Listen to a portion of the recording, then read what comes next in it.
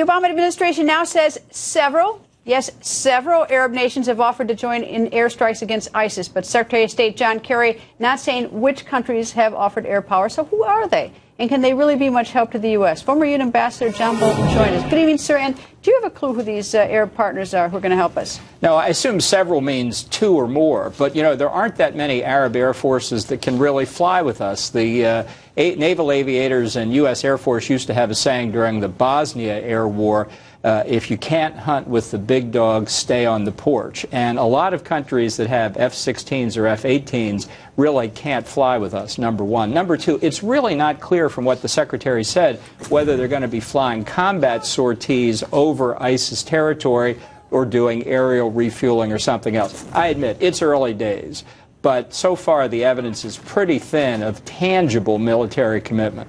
Well, the president has said that he already told ISIS no boots on the ground from the USA, so we know that. So it's either airstrikes or nothing, and arming the rebels. Well, it's really incredible the advice the president's giving ISIS, not only telling them what we're not going to do, but as quoted by the New York Times, which is always right when it has a story. We know that. They said on Sunday... I note the sarcasm. Heaven forbid. That reporting on a meeting that the president had with several foreign policy advisors, I'm quoting the New York Times now, he said if he had been, quote, an advisor to ISIS, close quote, Mr. Obama added, he would not have killed the hostages, but released them and pinned notes on their chests saying, stay out of here, this is none of your business. Such a move, he speculated, might have undercut support for military intervention. Why did he say that? I am absolutely thunderstruck by this, whether it's in a private conversation or not. This is the commander-in-chief of our armed forces.